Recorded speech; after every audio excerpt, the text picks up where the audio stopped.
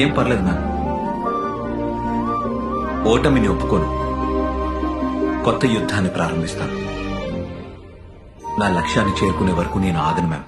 ఇది మీకు last attempt కదా, లక్ష్యాన్ని ఎలా చేరుకుంటారు? ఐపీఎస్ అవటం నా లక్ష్యం కాదు మ్యామ్.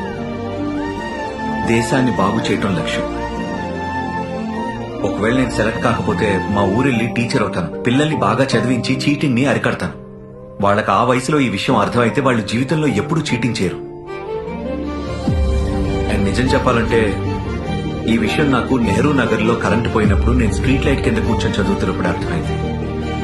అది